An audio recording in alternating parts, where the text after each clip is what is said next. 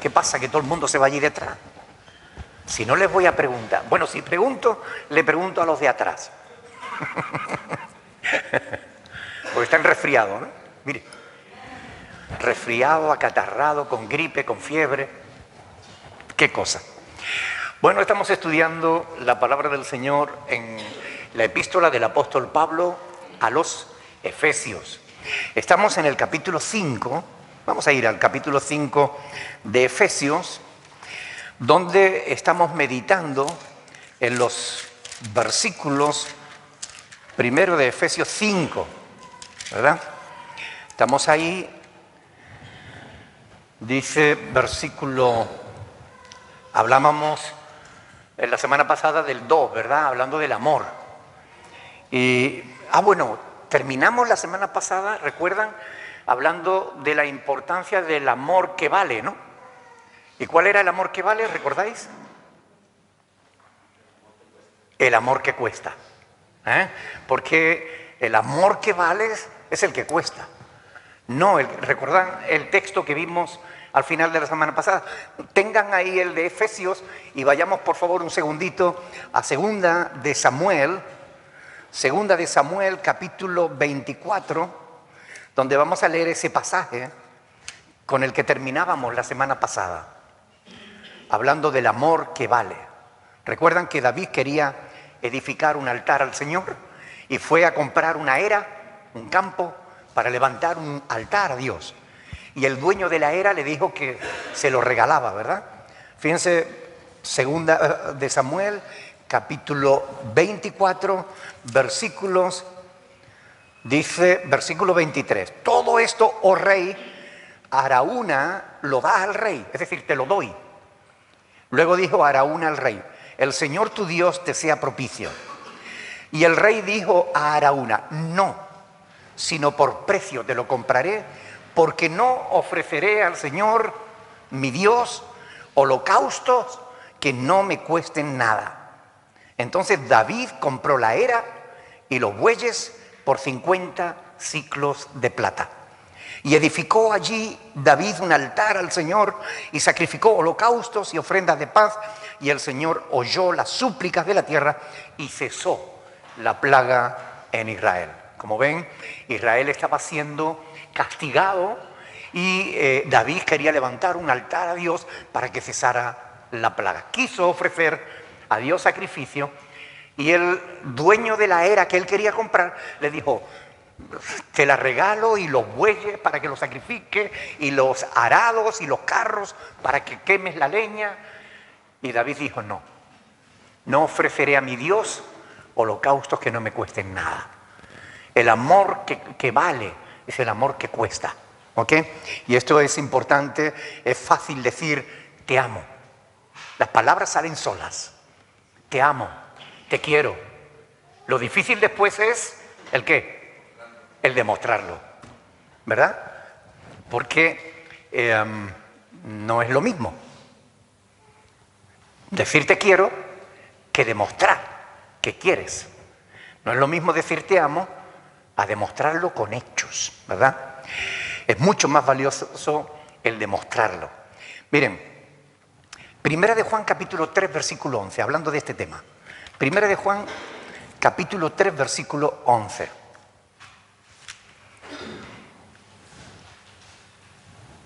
¿Alguien que lo quiera leer en voz alta? Primera de Juan 3, 11.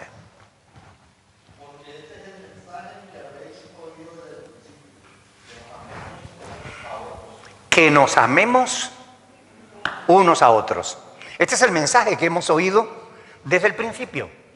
La fe cristiana tiene que ver con el amor que Dios nos ha dado y el mandamiento que también nos ha dado de que nos amemos unos a otros. Fíjense un poquito más adelante, vamos a leer los versículos del 16 al 18, ahí mismo. Primera de Juan capítulo 3 del 16 al 18, dice, en esto hemos conocido el amor, en que Él puso su vida por nosotros. También nosotros debemos poner nuestras vidas por los hermanos. Qué fuerte, ¿no? Es lo mismo decir te amo a dar tu vida por el hermano? Hay diferencia, ¿no? Dice, pero el que tiene bienes, fíjense bien, de este mundo y ve a su hermano tener necesidad y cierra contra él su corazón, ¿cómo mora el amor de Dios en él? ¿Verdad? Es decir, no basta con decir que amamos a los hermanos, hay que demostrarlo. Y se demuestra con hechos, se demuestra con actos, no con palabras. ¿Ok? Hijitos míos, versículo 18, no amemos de palabra ni de lengua, sino de qué? De hecho y en verdad. Porque el amor no tiene que ver con las palabras. Repito, las palabras salen fáciles, pero tan fáciles sales como que se las lleva el viento. Pero cuando tú lo demuestras con hechos, ahí estás demostrando, evidenciando que de verdad amas. Y a veces confundimos el amor con los sentimientos. Y no es lo mismo. Amar, es decir, sentir amor que amar. Lo voy a explicar. Miren. El amor produce sentimientos, pero el amor no es un sentimiento. Porque los sentimientos, ustedes y yo sabemos que vienen y van. Y hay veces que estamos en las nubes y nos sentimos flotar y mariposas en el estómago. Y hay veces que no sentimos eso. Pero si amamos, vamos a seguir siendo fieles al compromiso que tenemos, vamos a seguir respetando, vamos a seguir dando el lugar que corresponde a la persona a la que amamos. ¿Entienden la diferencia o no? Una cosa es sentir, otra cosa es demostrarlo. Miren, a veces han venido personas a mi despacho a decirme, pastor, es que ya no amo a mi mujer o a mi marido. Es que ya no siento nada. ¿Conoce la canción de Rocío Jurado? Hace tiempo que no siento nada al hacerlo contigo. A esas personas siempre les digo lo mismo. Estás confundido. Estás confundiendo el atún con el betún. No son lo mismo. Tú puedes que no sientas nada, pero tienes un compromiso y el deber de cumplirlo. ¿Sientas o no sientas? Tú te has comprometido delante de Dios. Y te has comprometido con esa persona y debes respetarla. No importa lo que sientas. Unas veces sentirás mucho y otras veces no sentirás nada. Pero si tú amas, el amor está en el respeto, en el compromiso, en hacer feliz a la otra persona. Eso es amar. Amar. Amar cuesta. A veces unas más que otras. ¿Verdad? Hay veces que no cuesta nada amar, pero hay veces que cuesta. Cuando se está enamorado, en los primeros meses del enamoramiento, tú le dices a cualquier persona, a ver, dime 3 defectos de tu pareja. Y se pone a pensar y no encuentra ni uno. Es que el amor vuelve ciego, dice, ¿no? El amor es ciego, ¿no? Después la relación te devuelve la vista. Al poco tiempo después de casado le dice, dime 3 defectos de tu pareja. Dice, 3 nada más. Es decir, es que cambia. Los sentimientos y las emociones van y vienen. Por eso parece a veces que estamos en una montaña rusa. Sentimos mucho o no sentimos nada. Pero no importa lo que sientas. Lo que importa es que seas una persona honorable, una persona honesta y cumplas tus compromisos.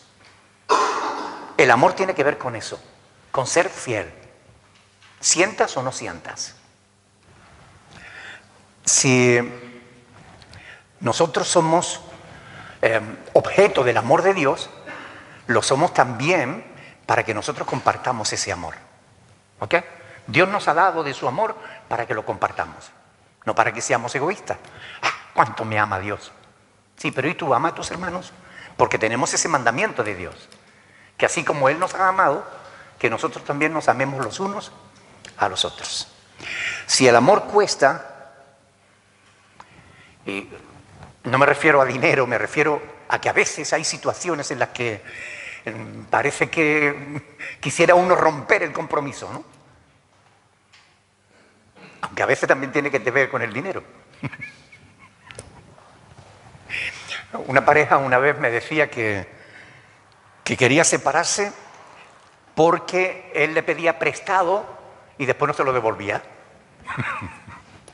La esposa le hacía préstamos al marido, porque tenían un acuerdo donde él pagaba una parte, ella pagaba otra, y un tejemaneje de estos que no sé cómo se manejan en Latinoamérica las economías familiares. Pero aquí lo que es de mi mujer es mío y lo que es mío es de mi mujer. Es decir, tenemos una sola economía. ¿Ok? Allí no. En esta pareja, bueno, tenían problemas por eso. Porque él le decía, mira, préstame para... Y después le decía, pero es que ya te presté el mes pasado y no me lo pagaste. Sí, pero, vaya, ¿qué pasa? ¿No te fías de mí? Decía, no me fío. Tenían problemas por eso. El amor cuesta, a veces más que otras. Pero tenemos el mandamiento de amarnos los unos a los otros.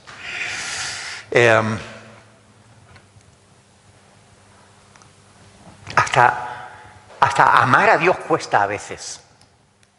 ¿Es verdad o no? Porque decimos, Señor, porque te amamos, y lo cantamos muchas veces, ¿no? Te amo, le decimos al Señor un montón de mentiras, que diga de cosas. Y después, cuando llega el momento de la verdad, de demostrarlo, cuesta. Y no somos tan amorosos como debiéramos, ¿no? Bueno, no voy a hablar ahora, después ya lo hablamos el domingo, ¿verdad? De dinero. Pero como decía el domingo, hay quien, lo último que se convierte, ¿qué era? La cartera, ¿no? A veces, hasta en eso, se nota el amor a Dios. Un chiste que me contó una vez Jaime, decía que uno dice, lo que saque del bolsillo para el Señor. Sacó un billete de 500 y dijo, te reprendo, Satanás. Y sacó una monedita. No. Mire, hasta en eso tenemos que demostrar el amor.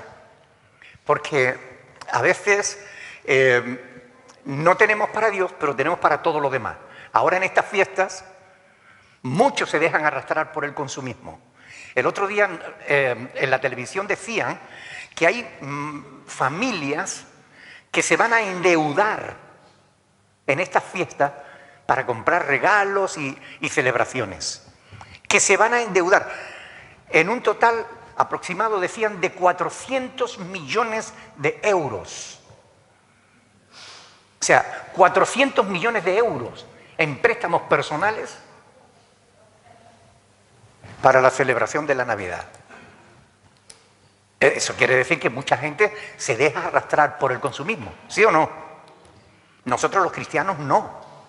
No debemos dejarnos arrastrar por el consumismo. Porque mira, las fiestas pasan, pero las deudas quedan. Y después de que te has comido el turrón, te queda pagarlo. ¿Ok? Y a veces tenemos para muchos turrones y muchas fiestas. Pero después llega el domingo a la iglesia y le decimos, Señor, te amo, pero no se lo demostramos. El amor no son palabras, son hechos.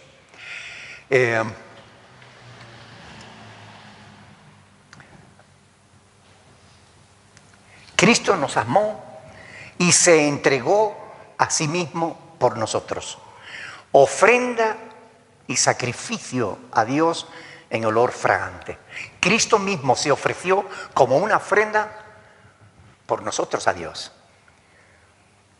Se dio por entero.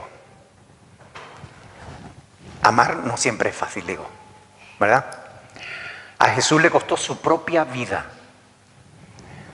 Y esta frase de olor fragante es una frase que tiene relación con Levítico, donde se hablaba el humo de la ofrenda, ¿no? La ofrenda completa a Dios, ¿no? Levítico 4:31. Eh, en su naturaleza humana, Cristo se entregó por entero como ofrenda.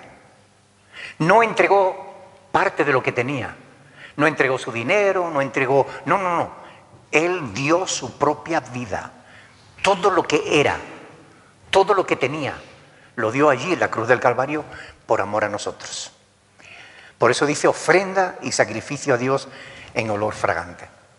Toda ofrenda emana del amor y la gratitud a Dios. Esa ofrenda le es agradable. Pero a Dios no le agrada todas las ofrendas, ni aunque tú le des dinero. O sea, hay personas que le dan dinero a Dios, mucho dinero, pero Dios no lo acepta. Ustedes saben que hay personas que dan a Dios dinero que no se han ganado. ¿Ustedes creen que Dios acepta esa ofrenda? Dios no acepta cualquier tipo de ofrenda. Dios acepta una ofrenda de corazón, que te cueste. Imagínate un ladrón que llega a la iglesia y le ofrenda a Dios de lo que roba. ¿Aceptará Dios esa ofrenda? No. O un asesino a sueldo, un sicario, que gana dinero matando personas y va a la iglesia y ofrenda. O un narcotraficante que da dinero a la iglesia. Esta iglesia no aceptaría ese dinero, pero hay iglesias que la aceptan. ¿Aceptaría Dios esa ofrenda? No. De modo que no se trata de dinero, de lo que se trata es de amor. De amor de verdad, amor auténtico. Que cuando digamos que amamos a Dios, lo demostremos aunque nos cueste. De eso es de lo que se trata. Bueno, quiera Dios que entendamos estas cosas porque somos responsables de mostrarle a Dios nuestro amor, el amor a Dios. Pero también somos responsables de darnos el amor los unos a los otros, porque tenemos ese claro mandamiento de parte de Dios. Bien, no es fácil, pero tampoco es imposible. Cuesta, pero se puede. Se puede amar a Dios y se puede amar al semejante. Porque el ejemplo de Cristo debe inspirarnos, debe animarnos a seguir ese ejemplo, ¿verdad? Él murió por todos nosotros, aún, fíjense bien, por lo que Él sabía que no le iban a amar. Él no murió solo por los que sabía que se iban a arrepentir. Hay una rama de la Iglesia Reformada que dice que Cristo murió solo por los salvos. Eso es falso. La Biblia dice que Cristo murió por todos. ¿Ok? ¿Recuerdan cuando dice el apóstol Juan que Él es la propiciación por nuestros pecados y no solamente por los nuestros, sino también por los de todo el mundo? ¿Los nuestros quiénes son? Los creyentes. Pero Cristo es la propiciación también por los pecados de todo el mundo. Cristo murió por todos, pero no todos aceptan el amor de Dios.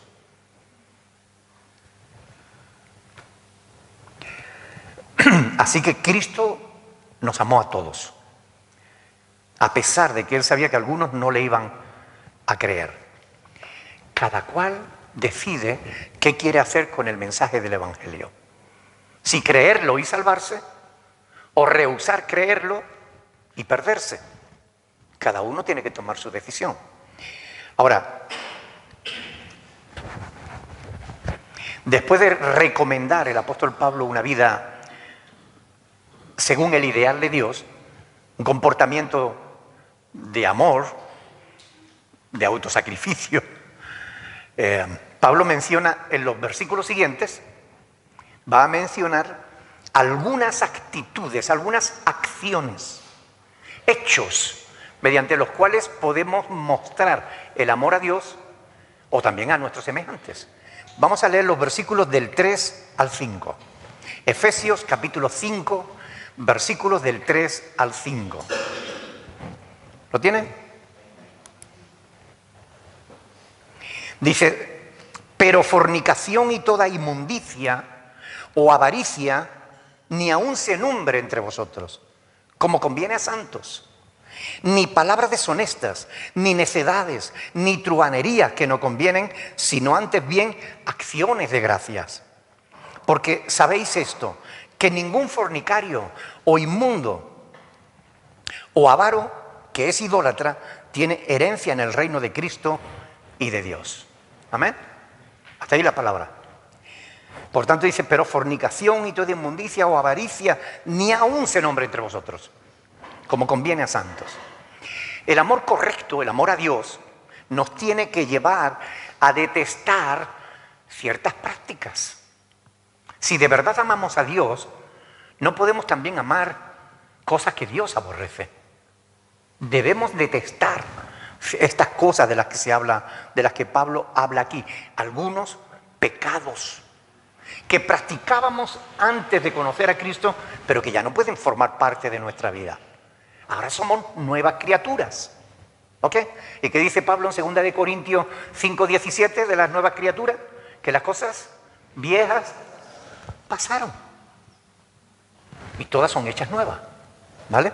Por tanto, ese tipo de pecados ya no pueden estar en la vida cristiana. Si yo digo que amo a Dios, pero ando en fornicación, en inmundicia, en avaricia, ¿qué pensarías tú? ¿Qué piensas? Dímelo. Si yo te digo que soy un hijo de Dios, que yo amo a Dios con todo mi corazón, y me ves que ando en fornicación, en inmundicia, en avaricia, dime la verdad, ¿qué pensarías? Que soy un hipócrita, claro, que soy un mentiroso. Porque si yo amo de verdad a Dios, no puedo andar en esas prácticas. ¿Tú sí? Porque hay cristianos que dicen que aman a Dios y andan en estas cosas. Y lo que aquí nos dice la palabra es que no, ni aún se nombre. Algunos pecados que ni deberían nombrarse. La sola mención ya ensucian, contaminan. Fornicación se refiere a cualquier inmoralidad sexual. Cualquiera. Prostitución, adulterio, incesto, intercambios de pareja, zoofilia. Bueno, eso no tiene fin. Pornografía, todo ese tipo de práctica sexual fuera del matrimonio, sin compromiso, en una relación ilícita, inapropiada, es pecado. Es algo que a Dios no le agrada. La inmundicia se refiere a la impureza, a la perversión, tanto de actos como de pensamientos. ¿Recuerdan las palabras del Señor Jesús? Cuando decía que oísteis que fue dicho, no adulterarás o no desearás la mujer de tu prójimo. Pero cualquiera que mire a una mujer para codiciarla, ya adulteró con ella. Es decir, solo con el pensamiento ya puedes pecar. Y la palabra de Dios nos dice que no debemos hacer eso. Recuerden, Mateo capítulo 5, vamos a verlo. Porque es importante que entendamos que estas cosas que son palabras de Cristo, Mateo capítulo 5, versículos 27 y 28, fíjense lo que dice ahí. Oísteis que fue dicho, no cometerás adulterio. Pero yo os digo que cualquiera que mira a una mujer para codiciarla, ya adulteró con ella en su corazón. Ahora volvamos a leerlo. Oísteis que fue dicho, no cometerás adulterio. Pero yo os digo que cualquiera que mira a un hombre para codiciarlo, porque esto no está escrito solo para los hombres, está escrito también para las mujeres, ya adulteró con él en su corazón. ¿Ustedes creen que es lógico que una cristiana que ama a Dios ponga fotitos de muchachos jóvenes con tabletitas así mostrando cuerpo y diciendo, mira qué regalo me traen los reyes para este año? No, eso no está bien, eso no conviene a santos. ¿A qué no? No, no conviene. Son pecados que a Dios no le agrada. Y junto a esos pecados, Pablo cita la avaricia, que es fraude, extorsión. Así que la avaricia queda relacionada con los pensamientos impuros, los deseos impuros, y tiene que ver con el abuso de autoridad con fines sexuales. El que se aprovecha de su posición de autoridad para abusar de las personas que tiene a su cargo.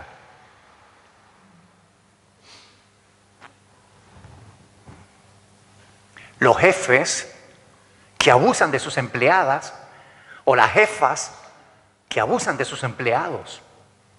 Y empiezan con bromitas y con manitas y con toqueteos y acaban queriendo llevárselo a la cama. Esas cosas no están bien. Y uno tiene que darse a respetar y decir no. No dejarse llevar por la carne. Porque esas cosas no le agradan a Dios. Y tenemos que marcar la diferencia. El apóstol relaciona la avaricia también con la idolatría, lo cual sugiere que el sexo puede convertirse en algo así como un ídolo. Hay personas que solo piensan en sexo. Freud, el padre de la psicología, era un obsexo sexual. Él entendía toda su filosofía de vida, la entendía a través del sexo. Si alguien tiene un problema es porque tuvo que ser violado de pequeño o lo reprimieron religiosamente, pero todo lo veía a través de la relación sexual. Todo tenía que ver con el sexo para él. Hay personas que solo piensan en sexo. Y no es así. Eso no está bien. La obsesión por la sexualidad fácilmente se puede calificar de idolatría. Y continuar en esas prácticas después de que ya se es cristiano no es correcto. No es correcto. Hay cristianos que no paran de ver pornografía y se llevan horas viendo pornografía. Horas. Eso no está bien. Eso no es correcto.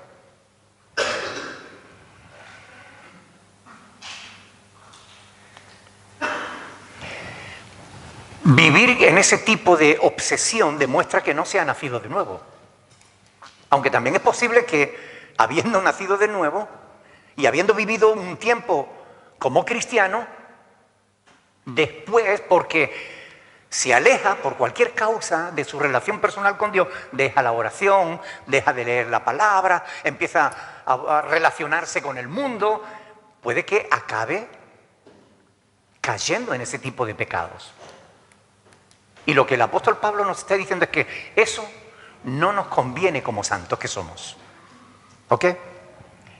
No debemos desviarnos de la debida obediencia a Dios. Téngase en cuenta que en la antigüedad, incluso las religiones paganas incluyeron entre sus prácticas muchísimas inmoralidades sexuales. Por ejemplo, se practicaba lo que se llama la prostitución sagrada, que la prostitución no tiene nada de sagrada. Pero en Corinto había un templo donde las vírgenes se ofrecían a la diosa Astarte, y los viajeros que venían, cuando hacían grandes ofrendas, tenían derecho a cohabitar con aquellas sacerdotisas que habían dedicado su vida a servir a la diosa mediante la prostitución. Y eso se consideraba como parte de la adoración a la diosa. Evidentemente, eso no es del agrado de Dios. ¿Ok? Son cosas que hay que tener claras. Nosotros sabemos que una vez convertidos, hay cosas que ya no podemos consentirlas en nuestra vida, aunque las hubiéramos hecho en el pasado. No podemos. Y si no la hicimos en el pasado, mucho menos ahora que somos hijos de Dios. Por eso es importante tener en cuenta todo esto. Pautas de comportamiento, que estas pautas de comportamiento abundaban en la Éfeso del primer siglo. En esta ciudad En esta iglesia a la que Pablo le estaba escribiendo esta carta, había gente que estaban involucrados en esas prácticas. Por eso Pablo le dice estas cosas, le escribe esto, para corregir esas tendencias. Porque algunos seguían practicando ese tipo de pecados. Fíjense, conviene leer, o sea, volver un poquito atrás en el estudio y ir a Efesios capítulo 2, Efesios capítulo 2, que ya lo estudiamos, pero solamente para leerlo. Conviene aquí volver otra vez a leer este pasaje. Versículos del 1 al 5 dice, y Él os dio vida a vosotros cuando estabais muertos en vuestros delitos y pecados, en los cuales, ¿qué dice? Anduvisteis en otro tiempo, conforme al príncipe de la potestad del aire, el espíritu que ahora opera en los hijos de desobediencia, entre los cuales también todos nosotros vivimos en otro tiempo en los deseos de nuestra carne, haciendo la voluntad de la carne y de los pensamientos, y éramos por naturaleza hijos de ira, lo mismo que los demás. Pero, ese es uno de los versículos más hermosos de la Biblia, pero Dios, que es rico en misericordia, por su gran amor con que nos amó, aún estando nosotros muertos en pecado, nos dio vida juntamente con Cristo. Por gracia sois salvos. Así que queda claro de que habiendo sido salvos de aquella corriente del mundo que nos arrastraba, ahora no nos podemos dejar otra vez arrastrar, porque sabemos que el fruto de aquella corriente es la muerte espiritual. Ya no podemos continuar viviendo del mismo modo. Debían tomar otro rumbo distinto. Es lo que Pablo le está diciendo a los efesios. Señores, mira, hay cosas que ni siquiera deberían mencionarse. Es lo que les está diciendo. Se espera de quienes hemos creído en Cristo, que nuestra fe se evidencie en un estilo de vida diferente al que teníamos antes, diferente al que vemos en aquellos que no tienen a Cristo. El cristiano, como Pablo enseñó en este mismo capítulo, debe andar ahora en la voluntad de Dios, no dejándose arrastrar por la corriente del mundo. Porque somos hechura suya, dice ahí en el versículo 10, ¿verdad? Creados en Cristo Jesús para buenas obras, no para seguir en el pecado. Creados en Cristo Jesús para buenas obras, las cuales Dios preparó de antemano, ¿para qué? Para que anduviésemos en ellas. Y eso significa que ya no podemos seguir viviendo igual que antes. Pablo le está diciendo a Efesios, por favor, a estas alturas, demuestren que son cristianos. Salgan a la calle y vivan de tal modo que la gente se dé cuenta de que sois diferentes. Debe haber un antes y un después.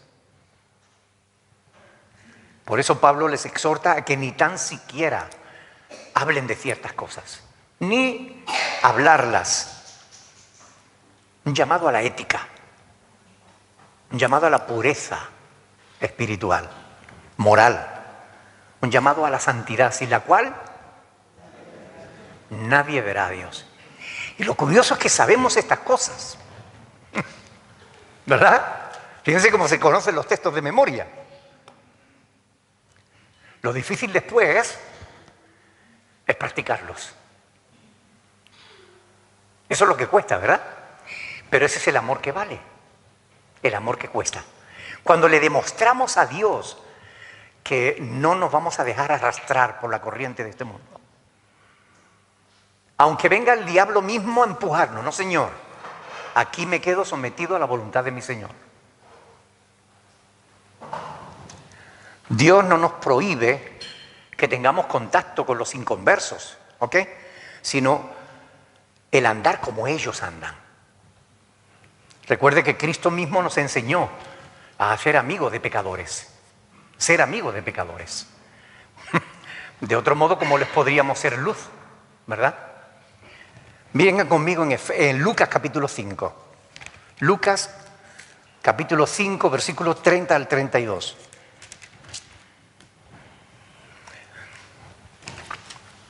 Dice ahí, y los escribas, Lucas 5, del 30 al 32.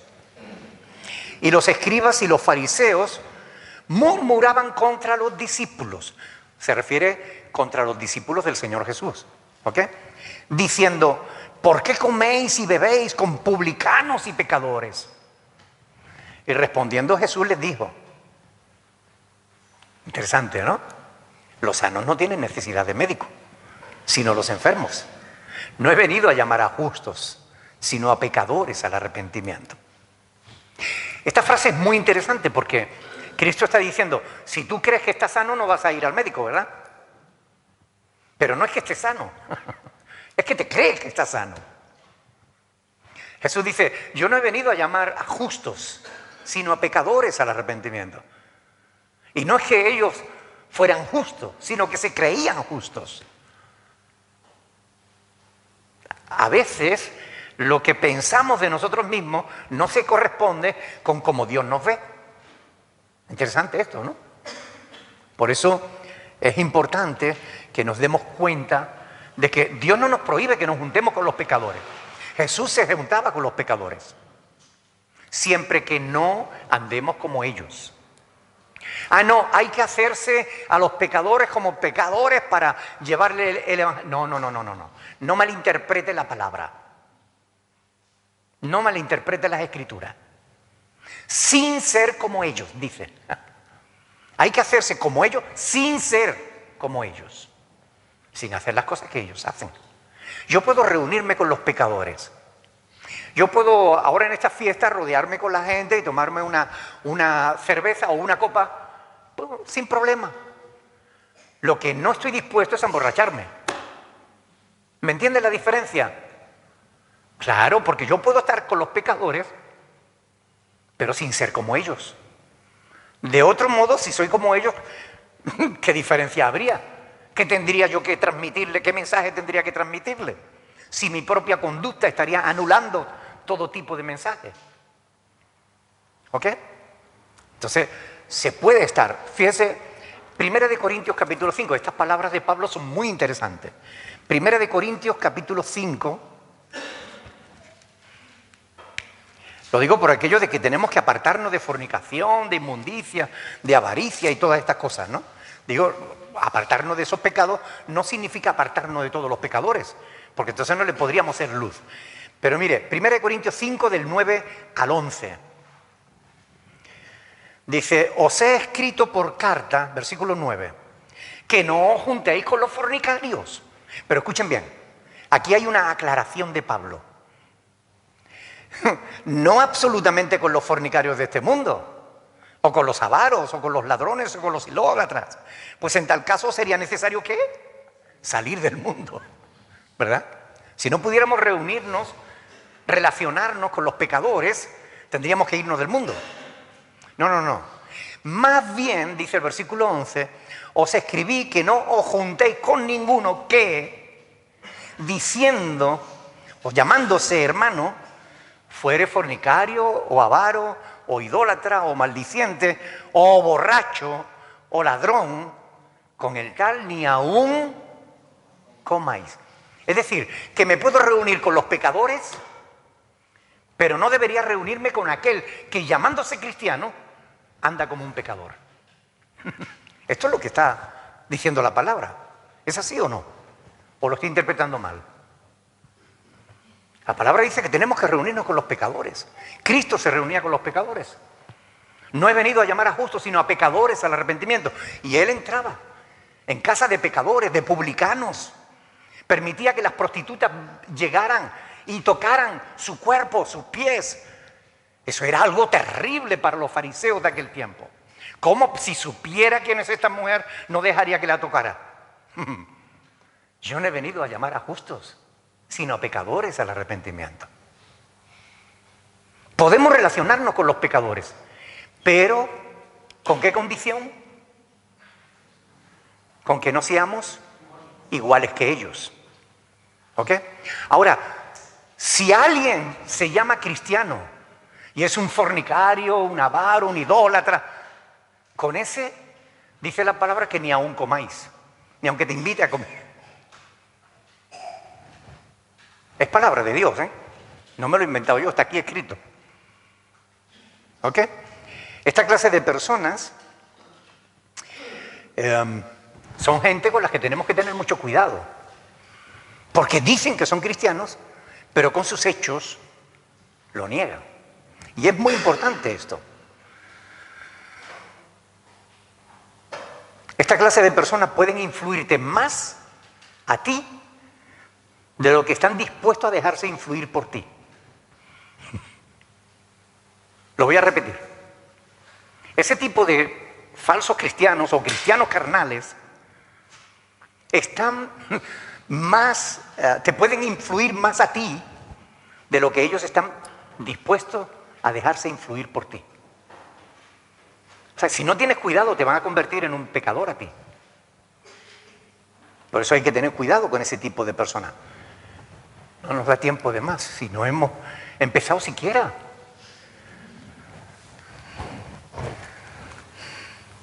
Fornicación, inmundicia o avaricia, ni aun se nombre entre vosotros como conviene a santos. Como conviene a santos. ¿Qué te conviene a ti como hijo de Dios? Ahora en estas fiestas, ¿te conviene dejarte arrastrar por el consumismo? No. ¿Te conviene emborracharte delante de tu familia? No. Entonces mejor no me reúno. Sí, júntate con ellos y demuéstrale que uno lo puede pasar bien, puede ser feliz, puede compartir, puede comer, puede beber, pero sin necesidad de abusar. Si no te reúnes con ellos, ¿cómo le vas a mostrar? ¿Cómo vas a hacer luz? ¿Cómo le vas a hacer ejemplo? ¿Verdad? Ahora, si te invita un hermano y ese hermano ha hecho acopio de mucho licor, ten cuidadito. Porque si tú sabes que le gusta empinar el codo, más te vale no ir. Elige con quién pasa tu tiempo. Porque con ese, dice la palabra del Señor, que ni aún comas. Y son cuestiones que hay que tener cuidado. ¿Ok? Por tanto, hay que tener cuidado. Estos son consejos que el apóstol Pablo le está dando a los efesios, pero que también nos sirven a nosotros. Porque las epístolas son textos doctrinales. ¿Ok?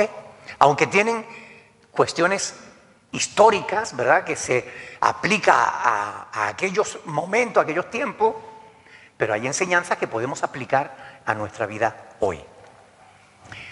Esto de fornicación y toda inmundicia o avaricia, que ni aún se nombre entre vosotros como conviene a santos, ¿ustedes creen que podemos practicarlo o no?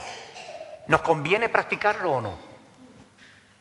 Bueno, es decir, debemos hacerle caso a lo que dice Pablo, porque está escrito para ellos, pero también para nosotros. Tenemos que ser prudentes. Ustedes saben que hay por las redes sociales multitud de gente que, queriendo aparentar una sabiduría que no tiene, leen un post, una publicación en internet: la Navidad es pagana, el esto es pagano, lo otro es pagano y todo es pagano ahora. No se dejen llevar de esas tonterías. Lean la palabra de Dios. Porque en la palabra de Dios vemos que los ángeles celebraron el nacimiento de Cristo. Vemos que los pastores celebraron el nacimiento de Cristo y que glorificaron a Dios por ello. ¿Tenemos motivo nosotros para darle gracias a Dios por el nacimiento de Cristo? ¿Qué hubiera pasado si Cristo no nace? Si Cristo no hubiera nacido, ¿qué pasaría? Estaríamos todavía perdidos, sin esperanza y sin Dios en el mundo. Si quisiéramos salvarnos, tendríamos que hacernos judíos, cumplir todos los mandamientos de la ley.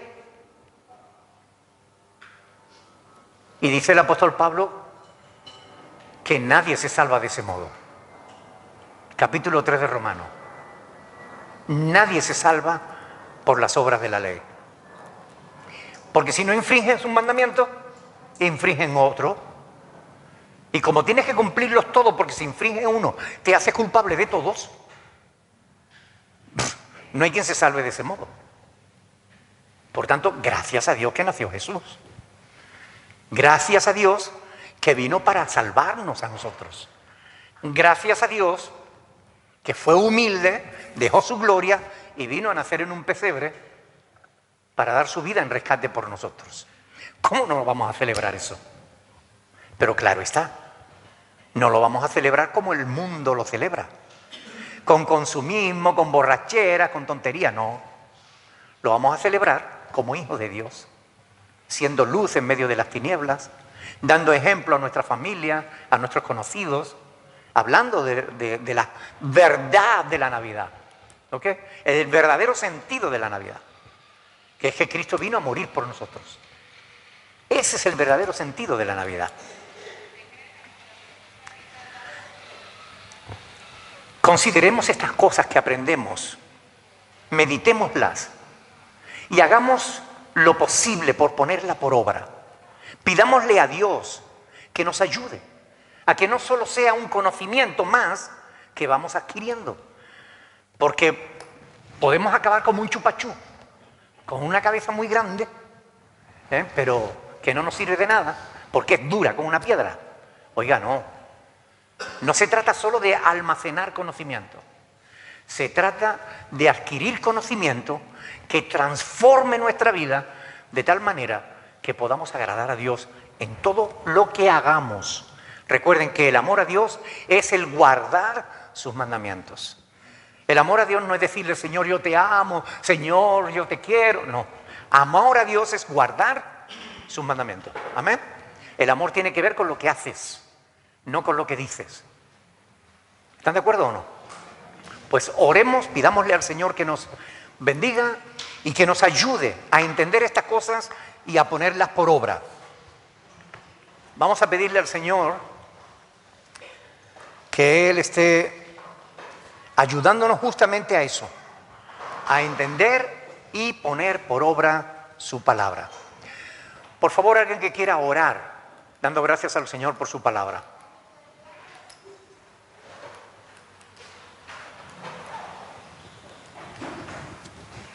Padre, te damos gracias, amado Señor, por hablarnos, amado Padre, a nuestro corazón, amado Dios. Gracias por el privilegio de escuchar tu palabra, Señor.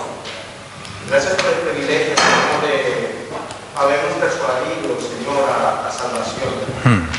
Padre, ayúdanos a que lo que hablamos con nuestra boca, Señor, incluso cantamos aquí en la iglesia, Padre Celestial, de verdad lo apliquemos en nuestra vida. Sí, Señor. Enséñanos, Padre Celestial, a ser honestos, incluso, Padre Celestial, cuando no hay nadie, Padre. Enséñanos especialmente en estas fechas, amado Dios, a ser luz y a demostrar a la gente que nos rodea, amado Señor, que somos diferentes gracias a ti, bendito Dios. Amén. Enséñanos, amado Padre, a hacer solo lo único que nos pides, amado Dios, que es llevar ese mensaje tuyo a los demás. Enséñanos, Dios mío, a guardar testimonio y verdaderamente todas estas cosas que aprendemos y escuchamos, amado Dios, aunque cuesta, ayúdanos a doblegar nuestra voluntad para que tú puedas hacer en nosotros la tuya, Señor. Amén. Gracias pues te damos, amado Padre, te pedimos que seas con nosotros, amado Dios, esta noche y el resto de nuestros días, si es tu voluntad, Señor. En el nombre de Jesucristo. Amén. Amén. Dios le bendiga, mis hermanos.